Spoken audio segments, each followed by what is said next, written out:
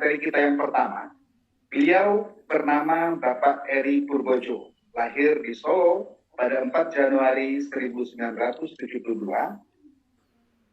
Bidang pekerjaan beliau sebagai konsultan komunikasi pemasaran atau juga sebagai penggiat UMKM. Nah, beliau banyak memiliki mitra di pemerintahan, kemudian di antaranya adalah Kemenperin, kemudian Biro Hukum, Setnek, kemudian PUPR, Dirjen Pajak, Bank Indonesia, dan juga OJK. Nah, kemudian beliau ini akan berbicara seputar bagaimana membangun merek untuk apakah itu UMKM, industri kecil atau industri menengah, dan segala macamnya. Bagaimana lengkapnya Bapak Ibu? Mungkin kita persilahkan langsung. Waktu dan kesempatannya kita persilahkan kepada Bapak Eri Purbojo. Kepada Bapak Eri Purbojo, waktu dan tempat kita persilahkan. Oke, sebelumnya saya terima kasih kepada moderator Pak Rudi yang sudah memberikan waktu bagi kami untuk memaparkan apa yang sudah kami siapkan. Ya, sebelum itu, pertama kami ucapkan selamat terima kasih kepada Ibu Haja Dewi Koryati, MSI, anggota Dewan DPR RI dari Komisi 10, kemudian para pengurus pusat Ikatan Guru Vokasi Indonesia. Ya, selamat malam yang telah bekerja keras menyiapkan segala sesuatunya sehingga malam ini kita bisa bersilaturahmi walaupun secara virtual. Juga kepada Bapak Ibu Guru hebat seluruh Indonesia, ya kami ucapkan selamat malam dan kita akan berinteraksi dalam mungkin sekitar 15-20 menit ke depan dengan paparan yang saya akan bawakan. Assalamualaikum warahmatullahi wabarakatuh. Insyaallah kabar Bapak Ibu Guru hebat di seluruh Indonesia malam ini dalam keadaan sehat ya. Dan apapun yang saat ini sedang kita hadapi di sekitar kita, mungkin hujan, mungkin ada badai, petir dan sebagainya, insya Allah tidak akan mengganggu pertemuan silaturahmi yang hebat ini di malam ini. Tadi beberapa hal yang disinggung di awal dari teman-teman Bapak Ibu Guru yang menemui banyak temuan ya. Saya anggap ini sebuah temuan bahwa dan itu menjadi concern dari kami. Sebelumnya nanti kami kenalkan bahwa kami dari komunitas, dari konsorsium UMKM Satu Tujuan Indonesia, dan kita tadi menangkap keresahan Bapak Ibu semua tentang mungkin daya serap, kemudian lapangan kerjaan ya, kemudian apalagi saat ini pandemi, di mana kita secara makro pasti mengalami penurunan yang hebat di beberapa sektor ya, dan ini sudah kelihatan bahwa beberapa bulan ke depan akan ada lulusan baru dari siswa-siswi Bapak Ibu semuanya, dan tentunya menjadi keresahan bagi orang tua, kemudian siswa itu sendiri juga Bapak Ibu semuanya saat ini berkumpul di sini, dan kita juga akan menjawab tantangan itu bersama-sama di sini. Itulah kami berhadir di malam ini untuk menyampaikan beberapa yang terkait dengan hal itu, namun perlu kami sampaikan bahwa siapa kami sebenarnya. Mungkin baru saat ini kita bisa bersilaturahmi sehingga Bapak Ibu semua dapat melihat apa sih konsorsium UMKM Satu Tujuan Indonesia itu. Di sini kami punya tagline bertumbuh berjamaah. Sebenarnya konsorsium UMKM yang kami bawakan di sini itu adalah sebuah wujud kepedulian kami semua. Bahwa kami sebenarnya adalah asisten para pekerja sebenarnya di bidangnya masing-masing. Kami profesional bidang masing-masing, tapi saat ini kami sudah menyiapkan diri jika nanti situasinya dalam kondisi kami sudah retired dari kerjaan kami sudah menyiapkan diri untuk menjadi wirausaha, dan itu saat ini sudah dijalani beberapa teman kami yang ada dalam komunitas ini. Sebenarnya kami ini terdiri dari sekian puluh produsen dan perusahaan distribusi yang berada di saat ini kami masih berada di Pulau Jawa, kebanyakan ada di Jawa Barat, Jawa Timur. 85% kami berada di Jawa Timur. Jawa Tengah ada beberapa, dan di Jawa Barat juga masih ada beberapa yang saat ini sudah bergabung. Perlu kami jelaskan sebelum masuk materi utama kami, strategi membangun merek untuk UMKM. Jadi keresahan itu akan coba kami jawab nanti Bapak Ibu semuanya. Yang pertama ini kami akan coba paparkan ya materi pada malam hari ini. Kita akan buka dengan lembar pertama. Next. Pak Rudi, tolong PowerPoint-nya. Ya. Sebentar, Saya Pak. sendiri secara pribadi memang orang yang ingin menularkan suatu virus yang mungkin selama ini dianggap cerita tentang bahwa mencapai sesuatu itu harus melalui kesuksesan itu harus dengan sekolah yang tinggi dan sebagainya. Bukan mengajak teman-teman semua, maksudnya para siswa nanti itu untuk menjadi tidak sekolah, itu bukan. Tapi saya ingin menyampaikan bahwa dalam kendala seberat apapun, kita itu tidak boleh menyerah, dan itu saya membuktikan pribadi bahwa ingin menularkan ke Bapak Ibu semua supaya ini juga ketahui siswanya bahwa saya bekerja di bidang formal pun tidak memerlukan suatu ijazah. Dalam hal ini kita bekerja dengan pengalaman yang kita miliki dan itu juga ternyata memiliki daya saing yang tidak kalah dengan apa yang dimiliki oleh teman-teman yang memiliki ijazah dan pendidikan lebih baik. Itu yang sebenarnya kami keluarkan ya. Kemudian next mungkin kami ingin sampaikan yang pertama, next ya, kita punya quiz nih supaya nggak terlalu tegang nih Bapak Ibu semuanya. Quiznya sederhana, kita ingin bermain sedikit tentang brand ya. Yang di sini cuma tulis jawaban Bapak Ibu semuanya di chat box ya. 3 jawaban tercepat akan mendapatkan hadiah menarik dari kami. Ya, setelah acara berakhir tentunya nanti akan dibantu oleh admin di hostnya. 1 pertanyaannya di situ ada kita tidak sebutkan, tapi coba kenal atau tidak dengan nomor 1. Kemudian yang nomor 2, apakah Bapak Ibu juga kenal dengan yang nomor 2 ini? Jika Ibu Bapak Ibu semuanya memiliki jawabannya, silakan sekarang klik chat box dan kita cepetan 3 yang paling awal menuliskan jawabannya akan kita ambil sebagai pemenang, dan nanti di akhir acara akan kami akan sampaikan secara pribadi apa saja yang akan nanti kita sampaikan. Tapi jelas itu menarik dan kita harapkan di awal ini bisa memecah keheningan malam ini. Bapak Ibu semua sekarang sedang mengetik ya kira-kira jawaban apa yang saat ini ada di chat box. Tapi tidak menunggu itu, kami nanti kita akan lihat jawabannya. Tapi yang jelas ini berkaitan dengan apa yang ingin kita sampaikan. Ya, terlepas dari kenal atau tidak, Bapak Ibu semuanya pasti melihat bahwa yang saya tulis di atas ini mungkin ada satu pertanyaan kecil di hati Ibu semua atau Bapak Ibu semuanya. Apa sih itu yang nomor 1 gitu kan? Itu penulisan yang salah atau memang saya sengaja? Kemudian yang kedua, mungkin bagi Bapak Ibu yang dulu di era 80-an sebelum atau sebelumnya ya, itu mengenal satu merek ini, dan itu merek itu sekarang sudah tidak ada lagi. Artinya apapun jawabannya kita anggap benar karena kita akan melihatnya di chat box yang 3 nanti. Oke. Selanjutnya kita akan melangkah ke page selanjutnya. Nah, sehubungan dengan tadi yang terkait di quiz, tadi kan ada tulisan Pramex dan yang kedua adalah odol. Bagaimana mungkin kita yang saat ini berinteraksi di zaman saat ini, kita begitu sangat mudah menanamkan tertanam di dalam benak kita itu sebuah nama merek ya. Itu proses yang tidak sederhana. Artinya sampai nama itu sampai kita kenal menjadi top of mind ya, merek yang sangat kuat mengikat dalam benak kita itu karena memang upaya yang luar biasa dari pemilik brand. Itu yang ingin kita sampaikan dari quiz tadi.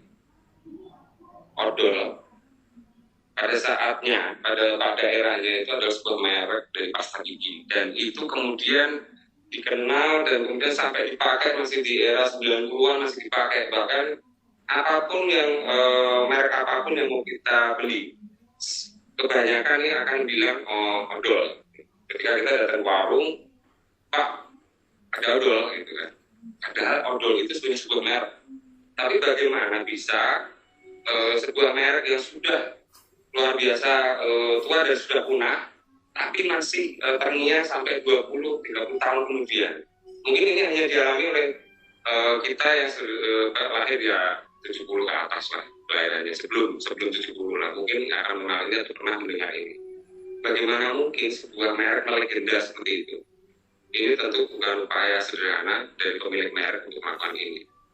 Begitu juga ketika Bapak Ibu semuanya meminta atau membeli produk air mineral, pasti nama itu ya sepaham bisa masuk, pasti nama itu akan dijadikan alat beli atau menjadi apa, ketika sebut kita datang ke warung yang kita minta untuk air mineral apa ya merek itu gitu kan, itu menjadi merek generik apapun yang kita terima mereknya, kita tidak mempermasalahkan gitu kan, kita tidak pernah mempermasalahkan karena itu sudah menjadi merek generik.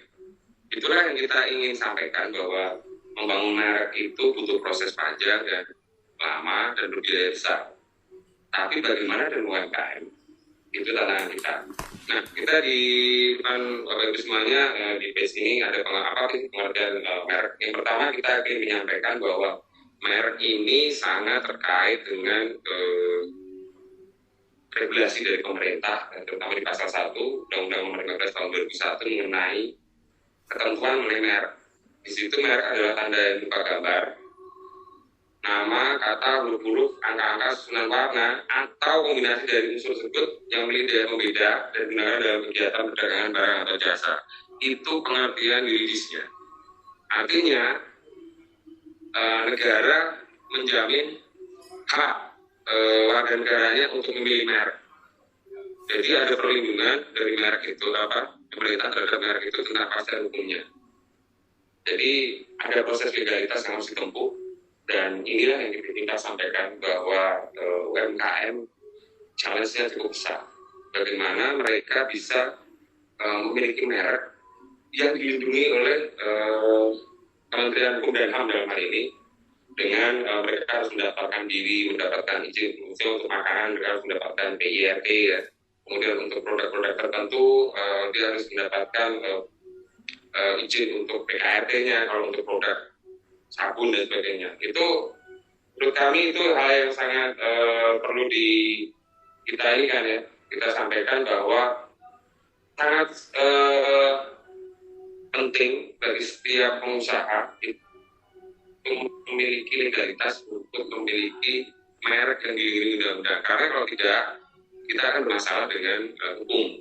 Itu yang ingin kita sampaikan. Sehingga nanti kita akan jelaskan kenapa kita bergabung menjadi konsorsium UMKM ini sangat berkait dengan ini. Selanjutnya, nah ini pengertian merek secara praktis. Itu yang dipakai oleh para perencana merek ya, untuk dijadikan definisi mereka untuk menjadi perencanaan. Jadi merek itu adalah citra produk yang tertanam dalam benak konsumen. Jadi saya sampaikan di muka bahwa di dalam benak konsumen itu kita sudah mendapatkan begitu banyak informasi, sehingga roaming nih ceritanya apa sih mau kita beli, atau kadang ada beberapa merek yang mampu tertanam secara kuat di benak kita. Bagaimana itu bisa dilakukan? Itu menjadi pertanyaan besar. Dan di sini kita sedang bicarakan strategi membangun merek. Nah, ini adalah hasilnya. Seperti tadi saya ceritakan bahwa ketika kita membeli sebuah produk air minum dalam kemasan, ya produk yang EQ itu pasti disebut. Walaupun yang kita terima merek lain, tapi itu selalu yang ditanamkan. Karena apa? Dia berhasil membangun merek yang istilahnya itu tidak akan pernah ditinggalkan orang. Itu yang kita harapkan kita bisa melakukan itu. Nah, selanjutnya kita akan berpindah ke halaman selanjutnya. Nah, apa sih manfaat merek bagi produk? Ada 3 hal yang kita ingin sampaikan. Yaitu merek menjadi pembeda atas atribut produk antara produk satu dengan yang lain. Itu sudah pasti ya, supaya kita bisa melihat, kita bisa memilih produk yang ada di pasaran. Kemudian ketika kita mendapati sebuah produk dan merek produk, itu kita pasti melihat ada garansi kualitas di dalamnya. Ketika kita memilih, itu berarti kita ada trust. itu yang sebenarnya dari kacamata kita produsen itu harus melihatnya seperti itu, bahwa ketika merek kita itu terpampang, kita berharap masyarakat konsumen itu melihat dengan kacamata mereka secara positif. Jadi kita itu tidak ingin memberikan pemahaman bahwa kita yang menentukan, sebagai produsen kita yang menentukan orang mau atau tidak dalam produk kita. Tetapi kita mengikuti, atau istilahnya itu customer driven. Jadi kita mengikuti apa yang dimau konsumen. Saat ini sudah berada pada tahap itu. Jadi kita tidak bisa lagi, karena kompetisinya sangat kuat, kita harus mampu mengakomodir apa sih maunya konsumen. Itu yang insight itu atau masukan itulah yang kita ingin dapatkan, sehingga merek itu kita perbaiki terus. Di sini ada garansi bahwa kita ketika membeli merek itu berarti kita yakin bahwa produk itu pasti bagus. Kalau tidak yakin, mau bagaimana kita mau melakukan pembelian terhadap merek itu. Kemudian selanjutnya adalah merek membangun nilai produk yang diwakilinya. Merek itu adalah sesuatu yang mampu melahirkan nilai. Jadi sudah tentu ketika produk kita ada di pasaran, sudah banyak dikenal orang, yang terjadi adalah transaksi. Dari transaksi itu keluarlah value. Jadi nilai dari sebuah merek itu ditentukan oleh kualitasnya. Ya, kita tidak bisa membangun merek kita tanpa ada value-nya. Itu yang kita sampaikan, bahwa setiap produk ketika dia dibangun dengan baik, value-nya itu melampaui, nilainya itu melampaui ekspektasi kita pemilik produk terhadap merek tersebut.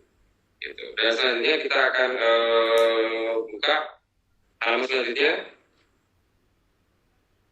Nah, ini yang sebenarnya kita mau bahas habis-habisan adalah di sini. Kalau tadi kita bicara tentang teorinya para marketer di perusahaan. Nah, sekarang kita pengen bangun pemahaman tentang apa sih strategi membangun merek bagi UMKM, apa yang harus dilakukan oleh UMKM untuk membangun merek mereka. Ini yang ingin kita sampaikan, bahwa selama ini kemudian kami melahirkan sebuah konsorsium UMKM dengan nama Satu Juara Indonesia. Ini sebenarnya lahir dari keresahan kami tentang tantangan yang dihadapi oleh para pelaku usaha mikro dan kecil serta menengah untuk menghadapi persaingan dari brand global. Karena mereka, kita ini sebenarnya kemampuan kita itu sangat terbatas dalam hal satu, tadi ada regulasi yang membatasi, kita harus mendaftarkan merek, kemudian kita harus mengurus segala sesuatunya terkait dengan merek itu. Kemudian bagaimana menjual merek itu juga persoalan yang tidak sederhana. Ya, mendatangkan produk kita sampai ke pasar, menjual itu bukan proses yang sederhana, nanti akan dibahas oleh pemateri selanjutnya tentang penjualan. Tapi yang ingin kita sampaikan di sini, message kita di sini adalah konsorsium UMKM Satu Juara ini melakukan yang sekarang yang kita paparkan di halaman ini. Apa strategi membangun merek bagi UMKM? Ini adalah yang sekarang ini visi kita, yaitu yang pertama, untuk dapat membangun merek, UMKM itu harus melakukan satu merek untuk satu jenis produk. Ini visi ini kita bawa ke teman-teman UMKM yang selama ini mereka merasa kesulitan untuk mendapatkan legalitas, satu itu. Yang kedua, kesulitan jaringan distribusi. Bagaimana mereka bisa menjual itu? Jadi persoalan yang tidak sederhana. Kemudian dari situ kita kemudian terus terang kami ini awalnya adalah sebuah komunitas kecil terdiri dari para produsen dan reseller produk cairan cuci piring. Awalnya sederhana itu. Hanya dari guruan di grup, dan setiap kali kita bercerita tentang kesulitan dan keresahan mereka, bagaimana menjual produk, memperbaiki kualitas, bagaimana mendapatkan bahan baku yang lebih murah, ya, bagaimana mengurus perizinan, karena kita tidak bisa menghindari itu.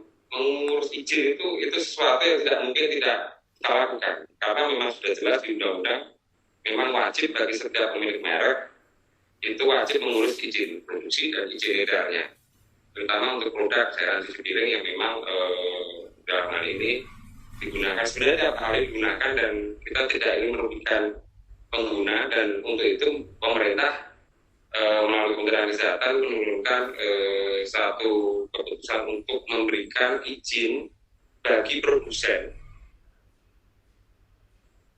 cairan cuci piring dan lain-lainnya. Itu kami paham dengan itu, makanya kemudian kami mencoba untuk bergandeng tangan, melakukan berpikir tentang satu ide, yaitu satu merek untuk satu jenis produk. Bagaimana itu bisa dilakukan? Sementara teman-teman ini awalnya adalah memiliki merek yang berbeda-beda. Jadi ini yang kita ingin share di malam ini. Teman-teman UKM yang begitu sudah lama, lebih dari 1-2 tahun, mereka kesulitan untuk menembus pasar, apalagi masuk ke modern market. Itu banyak hal yang harus dilakukan, dari mulai izin PKRT-nya, kemudian ada barcode GS1-nya, kemudian kemasan yang harus bagus. Itu tantangan besar kami, dan untuk itulah kami bergandeng tangan saat ini, dan malam ini kami hadir bersama-sama dengan Bapak Ibu semua untuk perkara itu. Dan saat ini kami sudah realisasi, kami sudah membuat badan hukum untuk itu, kemudian mengurus PKRT-nya, dan alhamdulillah kami memiliki satu produk dan merek industri. Itu pesan sponsor dari kami, bahwa kami berhasil menanggalkan ego masing-masing dengan merek yang mereka sebenarnya sudah punya sebelumnya, tapi mau menggabungkan diri, melebur diri dalam satu merek. Ini ternyata bukan hal sederhana, karena tarik ulur namanya sebuah merek, pasti kita pegang erat. Tapi bagaimana supaya kita bisa menjual dengan legalitas, diusahakan. Kemudian yang kedua adalah satu regulasi penentuan harga. Merek itu sangat terkait dengan nilai. Ya, untuk agar produk kita itu mampu diterima di semua kalangan, kita tentunya harus memberikan regulasi untuk bagi para produsen yang sama dengan kita, dengan merek yang sama itu, untuk menentukan harga yang sama. Dalam artian sama itu adalah per daerah pasti ada variabel lain, mungkin kemahalan dan sebagainya, itu kita perhitungkan. Tapi yang jelas kita menentukan harga jual yang sama, eceran terendah dan tertinggi yang kita buat. Itu untuk dijadikan panduan oleh teman-teman yang berada di kabupaten di sekitar Jawa Timur, ada beberapa di Jawa Tengah dan di Jawa Barat, Cibinong terutama. Kita punya teman di sana yang sudah memproduksi ini. Kemudian satu program komunikasi pemasaran untuk satu jenis produk. Maksud kami, sebuah produk, sebuah merek itu harus diperkenalkan dengan cara yang elegan dan dapat diterima oleh semua kalangan. Apakah teman-teman dari wirausaha kecil menengah ini mampu melakukan itu? Itu sama dengan bagaimana mengurus izin, bagaimana menentukan harga pokok produksi, harga eceran tertinggi terendah. Itu yang saat ini kita lakukan bersama-sama dengan teman-teman lain. Kita bergandeng tangan memproduksi sebuah produk yang kita urus bersama-sama. Dan itu akan menjadi jaringan di setiap kabupaten. Kita upayakan setiap kabupaten untuk itu bisa hadir di setiap kabupaten. Dan inilah yang menjadi tugas kami, para wirausaha yang sekarang tergabung di konsorsium UMKM ini, untuk menebarkan mentalitas wirausaha. Jadi visi kami itu, kalau kami dalam kesempatan ini, kalau boleh kami menyampaikan bahwa di akhir ini kami ingin menyampaikan satu pesan penting, bahwa kami ini bersama-sama membangun visi sebagai pencetak pelaku usaha. Kalaupun ada industri yang memang memiliki visi untuk memberikan lapangan kerja, memang harus balance ya, antara, karena kadang-kadang untuk menjadi pelaku usaha yang baik, dia harus diajari disiplin di lapangan kerja atau di industri besar. Dan kami adalah produk dari itu. Beberapa teman kami materinya adalah produk dari perusahaan-perusahaan yang sudah kami bekerja sebelumnya di perusahaan itu, Dan kami saat ini menyiapkan diri untuk menjadi pelaku usaha karena mengingat kondisi itu tidak kita bisa pertahankan sampai kapan kita akan jadi bekerja di orang kan gitu. Dan ini yang kita ingin tanamkan kepada siswa Bapak Ibu semuanya, sehingga suatu saat nanti Bapak Ibu semuanya akan bisa bercerita kepada cucu, kepada ponakan, ketika melihat salah satu siswa kita atau beberapa siswa kita menjadi pengusaha besar nanti, kita bisa cerita bahwa kita bangga pernah menjadi bagian dari hidup dari siswa yang menjadi pengusaha besar, entah 10 tahun lagi atau 20 tahun lagi. Itu yang ingin kita bagi bersama-sama malam ini, bahwa kami ingin memberikan visi yang sama mengenai bagaimana nanti siswa itu ketika lulus memilih apa yang harus dia lakukan. Dan satu lagi sebelum kita kami menutup paparan ini, kami mengusulkan kepada Ikatan Guru Vokasi juga nanti stakeholder dari pendidikan, terutama di kejuruan ini, tahun ini persoalan pandemi kelihatannya masih berjalan. Dan ini menjadi tantangan bagi Bapak Ibu semuanya dan keresahan semua bagi orang tua, anak didik ketika lulus mau jadi apa kan. Untuk itu kami menawarkan diri, setelah ini ada postgraduate program yang kita tawarkan akan bergandeng tangan membangun sebuah jaringan besar dari siswa yang setelah lulus itu untuk berbagi informasi tentang apa yang bisa dilakukan mereka saat mereka lulus dan mencari status. Karena keresahan itu pasti akan terjadi, karena kita bukan melihatnya sebagai sebuah kendala, tapi ini tantangan bagi kami untuk ingin menularkan jiwa wirausaha itu bagi teman-teman adik-adik kita yang nanti lulus di tahun ini. Harapan kami ini menjadi semacam virus baru, bahwa bangun jaringan, apalagi kita sudah hadir dari sekian banyak SMK, ratusan SMK saat ini malam ini berkumpul, dari Sabang sampai Merauke, dari barat sampai ke timur. Kita harapkan kita bisa bergandeng tangan, berbagi pengetahuan, berbagi ilmu pasca nanti lulus anak-anak siswa kita. Bagaimana mereka bisa bergabung dalam satu jaringan besar untuk berbagi informasi apapun itu. Jika itu bisa dilakukan, keresahan mereka ketika lulus, mereka mampu menempatkan diri, oh kita banyak teman yang masih berada di satu status yang sama. Berbagi informasi, bahkan jika ini mungkin dilakukan, nantinya kita harapkan kakak-kakak yang kemudian nantinya sudah mendapatkan kerjaan atau mampu membuka lapangan kerja, itu bisa turun ke bawah mengajak adik-adiknya, dan diharapkan komunitas besar dari para lulusan SMK ini akan terus turun-turun menurunkan ilmunya ke adik-adiknya dan bisa terus dipelihara. Harapan kita itu semoga paparan malam ini membuka wawasan yang baru, bahwa bila pelaku usaha itu bisa diciptakan dari mentalitas, bukan dari kecakapan saja. Mentalitas 99%, 1% yang kecakapan itu yang kami yakini dan kami sudah terjadi dengan itu. Dan di akhir paparan kami ucapkan terima kasih atas perhatian Bapak Ibu Guru hebat pada malam hari ini. Semoga apa yang kami sampaikan menjadi pemahaman baru Bapak Ibu semuanya. Terima kasih atas waktu yang diberikan. Waktu kami kembalikan kepada moderator Pak Rudi.